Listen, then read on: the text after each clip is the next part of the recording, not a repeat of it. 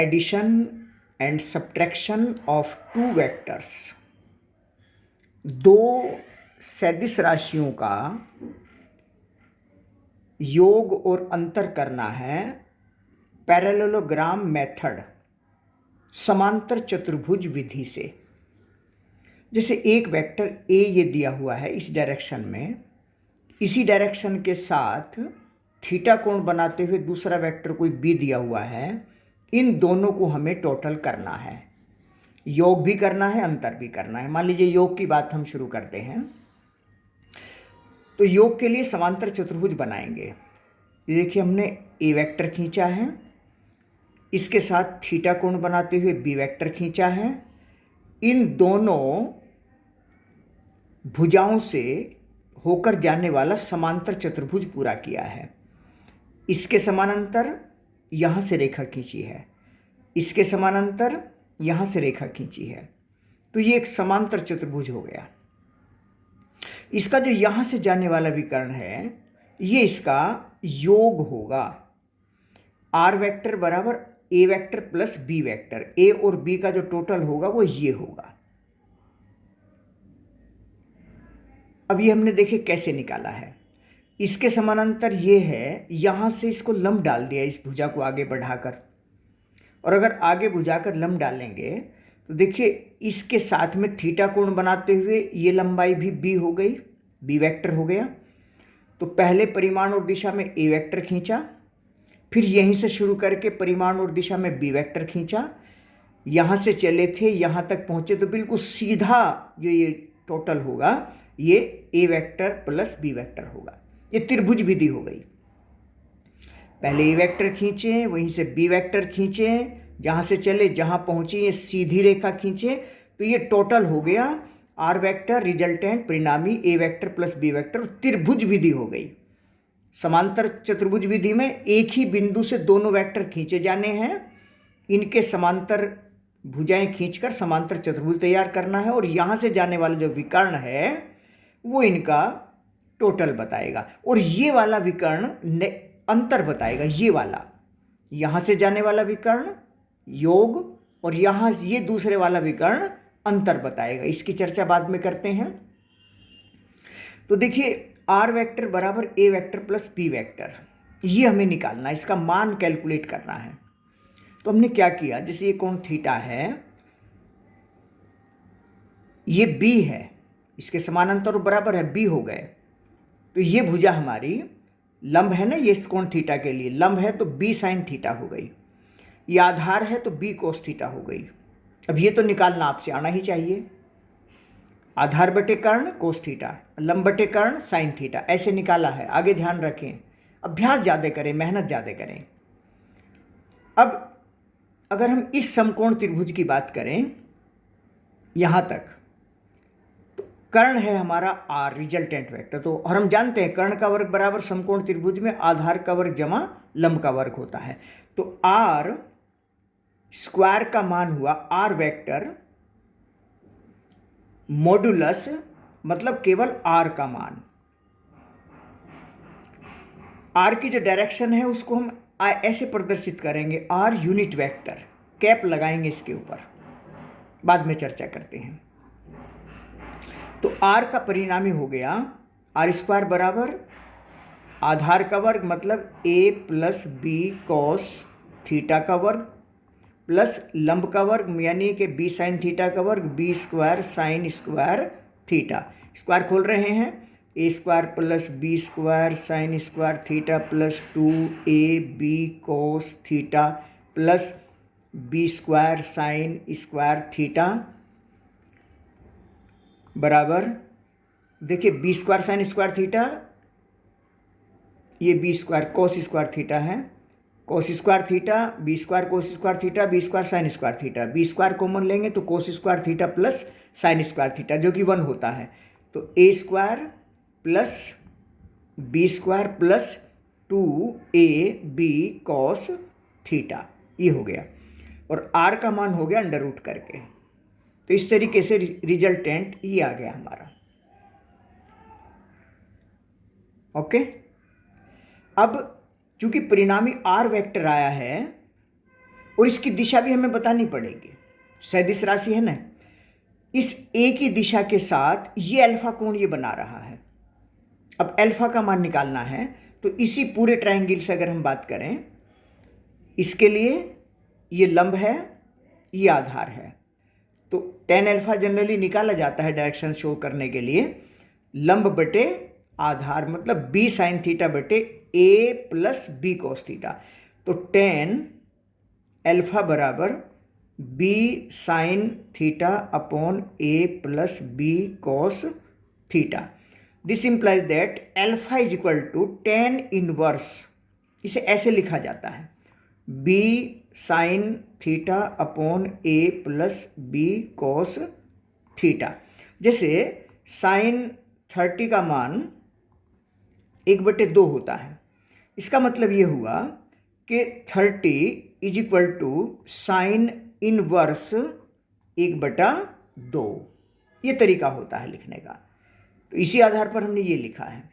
तो अल्फा का जो मान निकालना होगा वो अल्फा का मान ये हो गया हमारा tan inverse b sine theta upon a plus b cos theta, और रिजल्टेंट परिणामी r a की दिशा के साथ अल्फा कोण बनाते हुए b की ओर, b की दिशा इधर है ना, तो अल्फा कोण बनाते हुए b की ओर, ये बात लिखनी पड़ेगी। जैसे अंतर निकालना है, तो अंतर निकालने के लिए भी समांतर चतुर्भुज खींचेंगे। ए वेक्टर खींचा है हमने, बी वेक्टर खींचा है, और इसमें ये वाला विकर्ण जब यहाँ से खींचा था, समांतर चतुर्भुज पूरा करके यहाँ से खींचा था, तो परिणामी वेक्टर आर बराबर ए वेक्टर प्लस बी वेक्टर था। अब हमें ए वेक्टर माइनस बी वेक्टर निकालना है, तो ए बी थीटा कोण बनाया, और ये वाला जो होगा छोटे वाला विकर्ण ये अंतर होगा। और देखिए डायरेक्शन इधर लगी है, इसका मतलब ए वेक्टर में से बी वेक्टर घटाया गया है।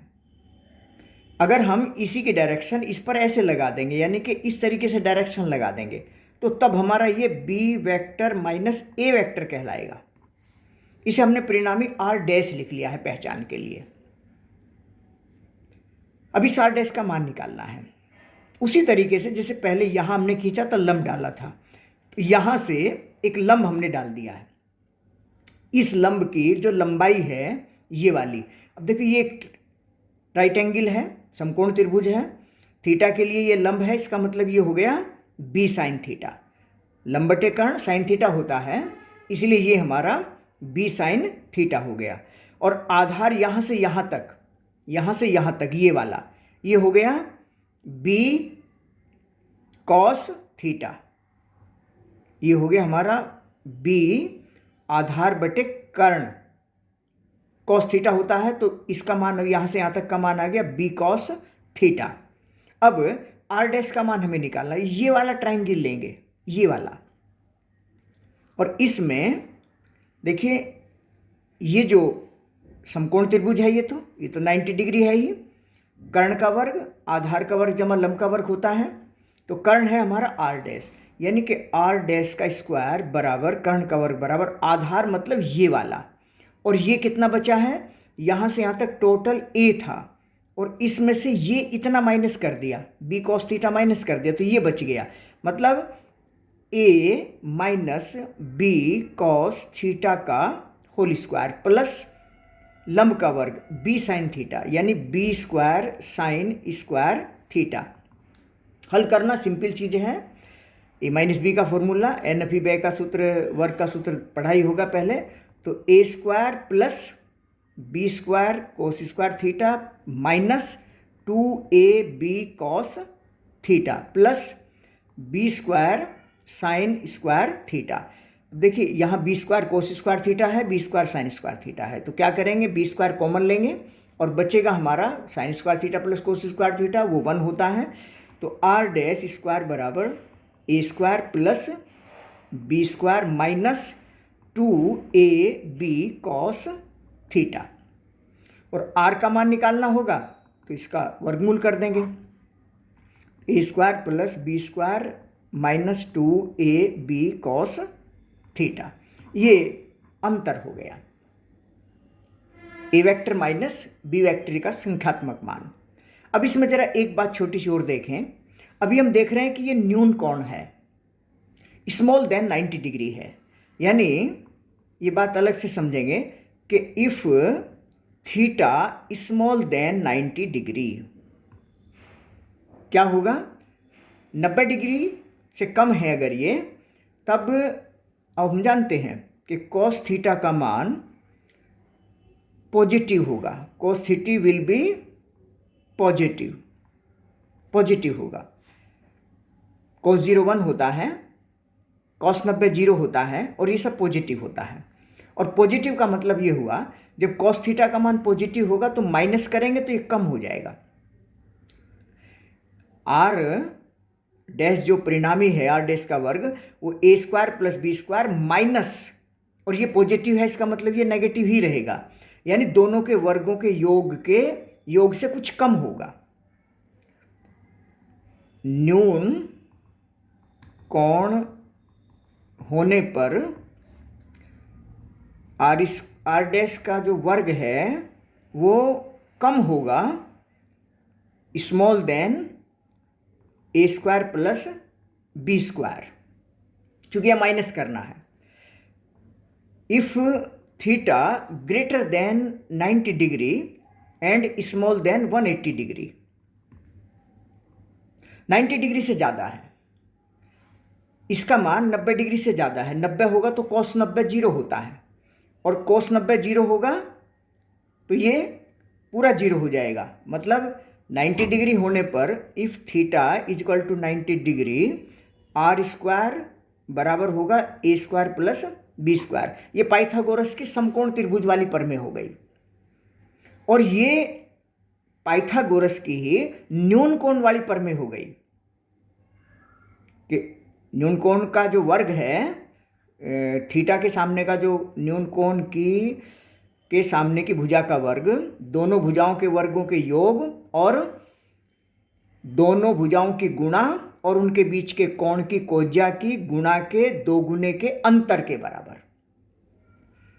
और अगर थीटा 90 डिग्री से ज़्यादा है तो cos थीटा का मान वो नेगेटिव होगा, विल बी नेगेटिव, ऋणात्मक होगा। और अगर ऋणात्मक है, धन माइनस माइनस प्लस हो जाएगा। इसका मतलब आर डैश का वर्ग greater than A square plus B square होगा। तो ये बहुत सिंपल सी बात हो गई कि अगर थीटा स्मॉल देन 90 डिग्री है तो आर जो रिजल्टेंट है, यानी कर्ण जिसे कहते हैं, कर्ण का वर्ग स्मॉल होगा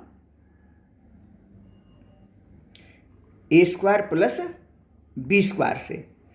थीटा का मान 90 डिग्री है तो कर्ण का वर्ग बराबर होगा A square plus B square के, और थीटा का मान ग्रेटर देन 90 डिग्री है तो कर्ण का वर्ग ग्रेटर देन होगा A square plus B square से।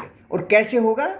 ये वाला +2a भी होगा 90 डिग्री से ज़्यादा कोण में, माइनस होगा 90 डिग्री से कम वाले में, और ये बिल्कुल 0 हो जाएगा 90 डिग्री वाले में। तो ये सामान्य सी बातें हैं जो कि हाई स्कूल लेवल की हैं, तो इसको आप बहुत अच्छी तरीके से आज इस तरीके से तैयार कर लें कि कभी नहीं भूला जाएगा। अब आप कैसे तैयार करते हैं ये आप तय करेंगे। पूरा अभ्यास करें, प्रयास करें।